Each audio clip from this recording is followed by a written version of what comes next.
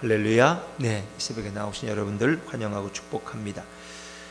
이제 이스라엘 백성이 오늘 10장에 보니까 진열을 갖추고 첫 행진을 시작하는 그런 말씀이 오늘 본문에 소개됩니다. 그래서 그들이 첫 출발한 지역은 시내산 밑에서 시내 광야에서 어디까지? 바란 광야까지. 이제 우리가 구름이 하늘 높이 떠오르면 그들이 구름을 따라서 행진하고, 구름이 성막 위에 바로 머물면 그들은 또 거기 유진한다 그랬습니다. 이제 하나님께서는 때가 되어서 그들을 행진하도록 말씀하십니다. 근데 여기 한 가지가 더 추가돼요. 물론 하나님이 구름 기둥으로, 불 기둥으로 이렇게 밤과 낮으로 인도하시고 보호하세요. 구름이 앞서가면 따라가고, 구름이 언약궤 위에 머물면 그들도 머무는 거예요. 근데 하나님은 거기에 한 가지를 더 추가하셔요. 또 뭐냐? 바로 은나팔이에요. 나팔을 불면은 이스라엘 백성의 각 진영이 그 나팔 소리를 듣고 움직이는 거예요. 그것은 왜? 그들이 군대이기 때문에. 군대는 일사불란해야 돼요. 그래서 적을 만나면 한꺼번에 나가는 게 아니잖아요. 나팔 하나를 불면은 왼쪽 진영에 나가고 오른쪽 진영에 나가고, 뭐 이렇게 했다고 지휘관들을 모을 때 또 풀면은 지휘관들이 모이고, 이것을 다 구분해서 하나님은 설명해 주십니다. 자, 우리 오늘 2절 3절 말씀을 합니다. 2절 3절입니다. 2절 3절 같이 읽죠. 시작. 은나팔 둘을 만들되 두들겨 만들어서 그것으로 회중을 소집하며 진영을 출발하게 할 것이라. 나팔 2개를 불 때에는 온 회중이 회막문 앞에 모여서 내게로 나올 것이요. 그러니까 백성들을 이게 소집이라는 거예요. 흩어져 있던 그들을 모아야 돼, 출발하려면. 그럴 때는 은나팔을 둘을 만들어서 부는데, 이걸 두들겨 만들었다는 것은 이게 접합된 게 아니고, 이 용접을 한 게 아니고 하나를 가지고 쳐서 그걸 은나팔을 만들어. 참 놀라우니 어떻게 그런 게 가능했을까?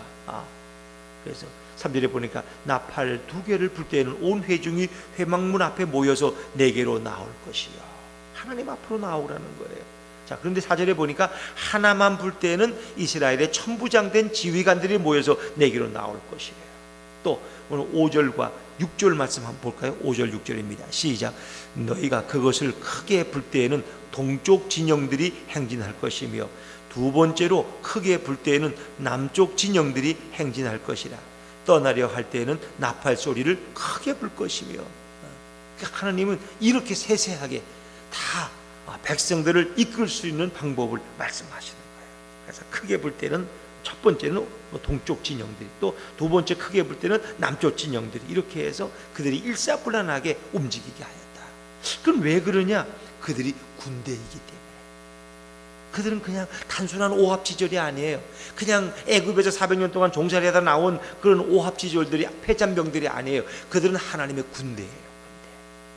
그게 중요한 거죠. 물론 거기는 남녀노소가 있지만 하나님은 그들을 군대로, 지파별로 조직을 해서 행진하도록 했다는 거죠. 자, 우리 9절 말씀 한번 읽어볼까요? 9절입니다. 9절 시작.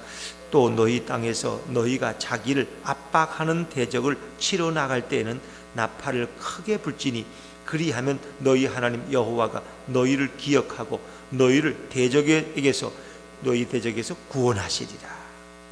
너희가 자기를 압박하는 대적을, 압박이라는 건 그들을 위협하고 이스라엘 백성을 치려하는, 대적하는 그런 자들을 만날 때는 나팔을 크게 불라.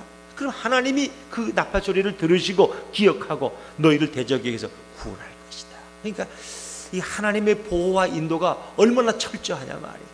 구름 기둥, 불 기둥으로 인도하시죠. 또 나팔 소리를 부르면 하나님이 친히 역사하셔서 그들을 대적에게서 구원하실 것이다. 그러니까 하나님의 보호와 인도는 물 셀 틈이 없는 거예요. 우리는 사실은 무슨 경호원이 있는 것도 아니고, 뭐 우리를 누가 보호해 줄 자들이 있는 거예요. 그런데 하나님께서 우리 주의 백성들을 보호하시고 인도하실 것을 말씀하고 있는 거죠. 그래서 그 은나팔이 분다는, 은나팔은 곧 하나님의 통치와 하나님의 다스리심을 이야기하는 거예요. 그 나팔은 어찌 보면 이것은 예수님과도 많이 관련돼 있어요. 예수님이 재림하실 때 천사들이 나팔을 불며 재림하신다, 강림하신다 그랬죠. 또 오늘 또 성도들이 이렇게 복음을 증거하는 것도 하나의 나팔을 부는 것으로 설명합니다만은, 하나님의 간섭과 하나님의 통치와 다스림을 우리가 나팔로 이렇게 표현할 수 있습니다. 그런데 하나님의 보호는 이렇게 철저한 것이다. 자, 이제 그리고 첫 번째 행진을 그들이 시작하는데 어떻게 하는지 한번 보세요. 자, 11, 12, 13절 한번 같이 읽어보죠. 시작. 둘째 해 둘째 날 스무날에 구름이 증거의 성막에서 떠오르매 이스라엘 자손이 시내 광야에서 출발하여 자기 길을 가더니 바란 광야에 구름이 머무니라. 이와 같이 그들이 여호와께서 행진하기를 시작하였는데 드디어 그들의 행진이 시작했습니다. 그래서 그들은 시내 광야를 출발해서 이제 바란 광야를 향해서 가는 그런 말씀. 그래서 여호와의 명령을 따라서 그들은 그대로 행진하는 거예요. 이 땅을 살아가는 하나님의 성도나 하나님의 군대는 여호와의 명령대로 그 말씀대로 우리는 순종하며 나아가야 되는 거예요.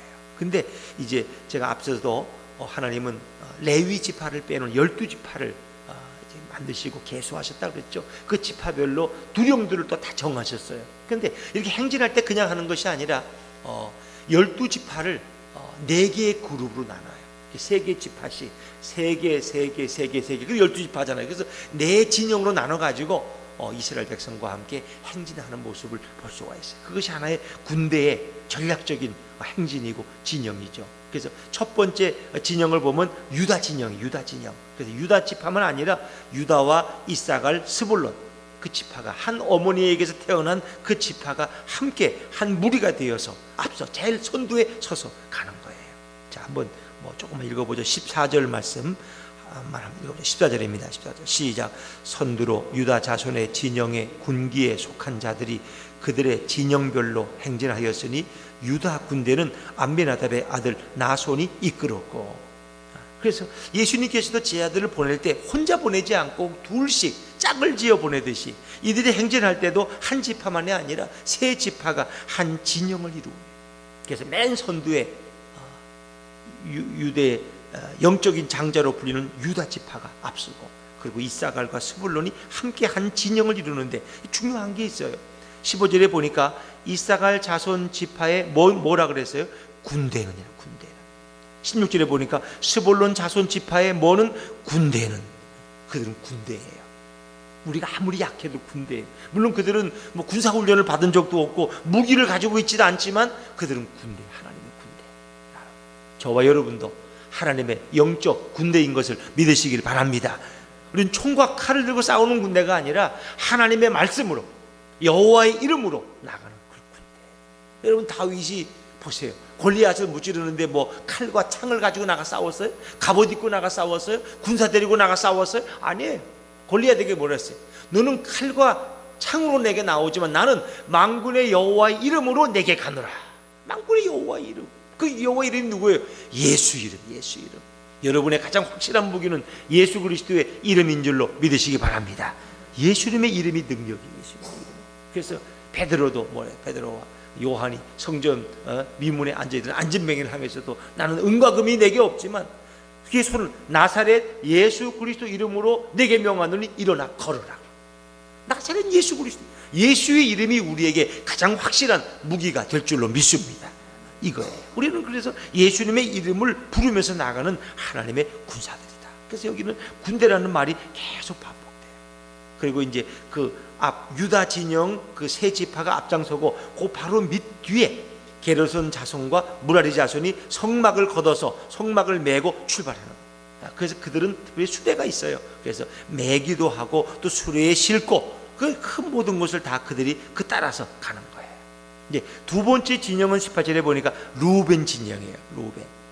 다음으로 루벤 진영의 군기에 속한 자들이, 그래서 루벤의 군대라고 하는데 루벤, 시므온, 갓지파, 이분들이 또 두 번째 진영을 이루는 거예요. 근데 그 루벤 진영 바로 뒤에 가장 중간 자리에 누가 차지하느냐? 고핫 자손이 가장 중요한 것을 메고 따라가는데, 자 21절 말씀은 21절입니다. 21절 시작.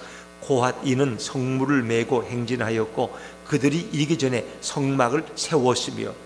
그러니까 게르손과 무라리는 먼저 성막에 뚜껑이고 이런 울타리고 이런 걸 다 뜯어가지고 먼저 수레에 싣고 메고 출발해요.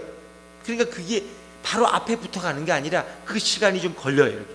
그래서 그들이 이제 도착해서 성막을 다 정리하고 성막을 세우면은 그 다음에 뭐예요? 고핫인들은 성물을 메고 가. 진설병과 이런 거. 또 등잔대 뭐 이런 번제다 이런 거를 이제 이 고아 자손들이 가지고 가서 그 세우는 성막에다가 그대로 그냥 거기다 위치만 시키면 되는 거예요. 그래서 하나님은 그렇게 모든 것을 아주 전략적으로 이렇게 다 설계하시고 명령하셨어요. 이제 고아 자손은 그 행진의 정중앙에 있는 거예요. 가장 중요한 성물을 메고. 자, 그 다음에는 뭐예요? 22절에는 이제 에브라임 자손의 진영이에요. 그래서 22절부터 보면 에브라임과 므낫세와 베냐민 자손이 한 진영을 이뤄서 세 번째 진영이 돼서 그 다음에 제일 마지막 꼬바리는 25절에 보니까 단 자손 진영이에요. 그래서 단, 아셀, 납달리 지파 이 세 지파가 마지막 진영 그걸 따라가는 거예요. 자, 그리고 이제 이스라엘 백성이 또 그와 함께 행진했겠죠. 자, 28절 말씀 한번 읽어볼까요? 28절 같이 읽죠. 시작. 이스라엘 자손이 행진할 때에 이와 같이 그들의 군대를 따라 나아갔더라. 그래서 그들을 하나님은 군대라고 표현하시는 거예요. 군대라고.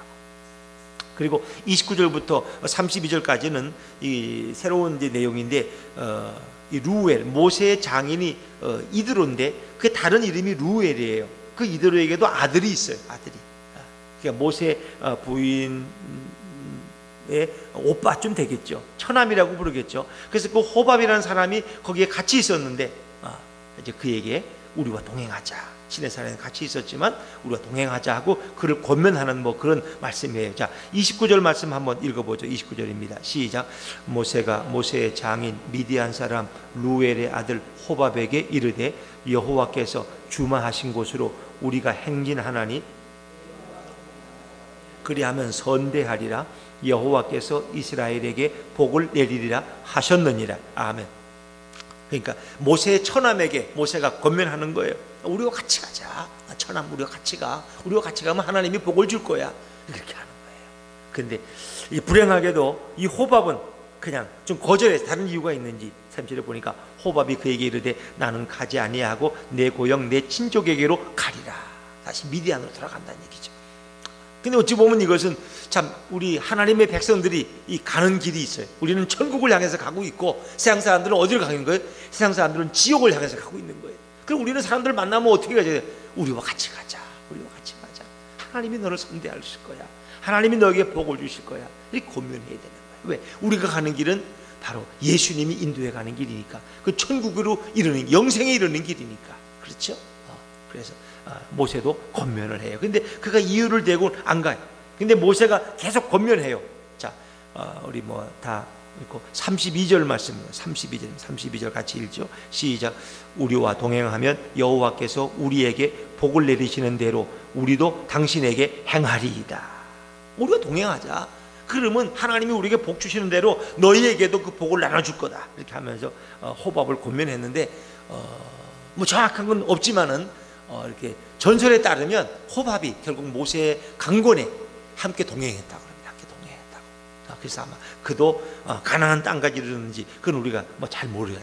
하여튼 그도 모세와 동행했다. 그래서 우리가 이 땅을 살아가면서 누군가를 권면해서 함께 동행하는 건 굉장히 중요한 거예요. 뭐 예수 믿으려면 부지런해. 나는 그렇게 못해. 아이고 당신이나 잘 믿어. 하긴 그렇지. 뭐 아무나 새벽에도 나올 수 있나? 뭐 이렇게 하면서 이러는 게 아니라 그래도 같이 가자. 이 길이 복된 길이야. 당신이 골프 치러 가고 말씀하러 가고 놀러 가고 다 그것도 즐겁겠지만 하나님은 어느 때가 되면 우리를 다 부르셔. 죽지 않는 사람이 어디 있어? 우리를 부르시면 어디로 갈 거야? 죽을 때도 골프 치러 갈 거야? 아니잖아. 하나님의 품으로 가는 거야. 그래서 우리와 함께 가야 돼. 이 길이 생명의 길이고 이 길이 진리의 길이야. 이렇게 권면해. 이게 그리스도인이에요. 이 그리스도인. 모세도 호밥에게 권면하잖아. 우리와 함께 가자. 하나님이 반드시 너희를 선대하고 너에게 복을 주실 것이다. 여러분, 오늘 이 시대 참 전도하기 어려운 시대지만 그래도 우리는 입술을 열어서 그리스도를 소개하는 하나님의 사람들이 되어야 할 줄로 믿습니다. 때로는 듣든지 아니 듣든지 그렇잖아요. 때를 얻든지 못 얻든지 말씀을 전파하라. 근데 듣든지 아니 듣든지 복음을 전하는 그런 하나님의 사람들 되어야 되겠죠. 그리고 이제 이 행진의 제일 앞자리에는 누가 있느냐? 언약궤가 앞장서 가는 거예요. 언약궤가 33절 말씀 같이 33절입니다. 시작. 그들이 여호와의 산에서 떠나 3일 길을 갈 때에 여호와의 언약궤가 그 3일 서며 그들의 쉴 곳을 찾았고. 언약궤가, 그러니까 제일 행진의 맨 앞에는 언약궤가 앞장서가. 언약궤는 바로 증거궤, 복궤죠. 거기는 하나님의 임재예요. 하나님이 앞장 친히 그 백성을 이끌어 가시는 거예요. 오늘 우리의 삶을 이끌어 가시는 분이 바로 우리 예수님이고 여호와 하나님인 줄로 믿습니다. 우리는 그분의 인도를 따라가는 거예요. 그래서 그분의 인도는 이렇게 정말 두 겹질 세 겹질 우리를 보호하시는 거예요. 천사들을 통해서 우리를 보호하시고 성령을 통해서 우리를 보호하시고 우리가 잘못된 길로 갈 때 우리를 또 깨닫게 하시고, 이게 참 놀라운 거예요. 저는 이렇게 우리 목회를 이렇게 하면서 가끔 연세가 드신 장로님들 얘기를 이렇게 원로 장로들 얘기 들을 때 있는데, 참 그런 6.25 때 참전했던 분들이 많죠. 그분들이 뭐 장교로도 참전하고 그러는데 참 그런 간증들이 너무 많은 거야. 그런 간증들이 그런 간증. 자기 부대가 이렇게 같이 이렇게 잠깐 쉬고 있어요. 행진하다가 쉬고 있었어. 자기가 잠깐 어디를 좀 가야 됐어요. 그래서 잠깐 자리를 비웠어요. 5분 갔다 오니까 자기 부대원 그 자리에 포탄이 떨어져 가지고 다 죽었어. 이거 어떻게 설명? 우리 나오는 신계동 장어 장기붕 씨가 그래. 자기 어디입니까? 어디죠? 아웅산에, 버마 아웅산에 그 전두환 대통령 모시고 자기 경호원이기 때문에 갔는데 그 사이에 폭탄이 터져가지고 자기 옆에 있던 친구 죽고 옆에 있던 장관이 죽고 그랬는데, 자기도 조끼 입었는데 방탄 조끼 입었는데 그 방탄 조끼에 뭐 몇십 개의 파편이 그런 생명이 있어서 자기는 참 그때 이게 하나님을 믿어야 되는구나 하는 걸 깨달았다 그래요. 그래서 늘 신앙각계를 강구했는데 기회가 없었는데 이제 여기 동탄에 이사 와가지고 우리 예수품 교회를 보니까 여기 나와야 되겠다. 그래서 이제 열심히 나오시는데 저 영광에 가서 양식장을 하고 있어요. 근데 이제 올라오시면 그 예배에 이렇게 참석하시고 그러는데 참 그런 간증들 너무 귀하지 않습니까? 너무 귀해요. 또 이렇게 전방을 시찰하러 집차를 타고 이렇게 집차 한 세대가 가는데 하필이면은 앞에 가던 사람 집차 거기서 또 폭탄이 터져가지고 앞에 사람 자기는 또 이런 장로들의 간증들을 하나님이 이렇게 보호하시는구나. 그래서 그분들을 살려두는 이유가 뭐예요? 그렇게 해서 이 땅에서 복음을 전하게 하시는. 그래서 제가 아는 전에 선교된 영신교회 한 장로님은 연세가 지금 96세 되셨는데 지금도 선교를 하시. 지금도 선교를 하시. 세계 곳곳에 선교. 그분은 이제 대령 제대했으니까 뭐 연금도 많이 나오니까 그냥 그분은 늘 나눠주고 선교 여행 가서 또 헌금해주고 그분이 그걸 즐겁게 하죠. 자기가 왜 이 땅에 태어났는지 왜 살아야 되는지 그 이유를 아는 거예요. 참 중요한. 하나님 그렇게 보호하시는 거예요. 우리가 피난처라는 책을 쓴 코리텐 붐 여사 아시죠? 아주 좋은 독실한 신앙이죠. 독일이 이렇게 전쟁을 일으켜서 네덜란드를 공격할 때 네덜란드 이제 거기 살고 있었는데 침상에 잠을 자니까 막 폭탄 소리가 나고 그래서 잠을 못 자겠어. 그래서 일어나가지고 잠이 안 와서 부엌에 내려가서 커피 한잔 하고 뭐 차 한잔 하고 먹으려고 잠깐 내려가 차 한잔 하고 올라왔어요. 그랬는데 좀 어두운데 베개를 했더니 그냥 손이 싹 하고 그랬는데 거기에 유리가 깨진 것이 베개 위에. 그러니까 이게 포탄이 터지면서 유리창이 깨져가지고 밤에 이게 자기 베개 위에 거기 꼽혀 있는 걸 모르고 그 손으로 하다가 손을 크게 된 거예요. 그러면서 하나님이 내가 이 유리 파편에 목이 잘릴 수 있는데 나를 이렇게 주방에 내려가게 해서 이 차 한 잔 마시고 돌아오니까 그런 일이 벌어진 거예요. 하나님이 이렇게 보호하시는 거야. 하나님이. 그렇습니다. 우리는 느끼든 느끼지 않든 하나님은 오늘도 천사를 통해서 성령으로 저와 여러분을 보호하고 계신 줄로 믿습니다. 그래서 하나님의 이 보호의 이 막은 정말 겹겹이 쳐져 있는 거예요. 구름과 불기둥으로 또 은나팔을 통해서 또 언약궤가 앞서감으로써 또 이렇게 우리를 군대로 이끌어 가시는 하나님의 섭리와 뜻이 있는 거죠. 오늘도 우리는 하나님의 보호 가운데 이 땅에서 복음의 영적 군사로서 오늘도 행진을 계속하는 저와 여러분이 되시기를 주의 이름으로 축원합니다. 기도하겠습니다.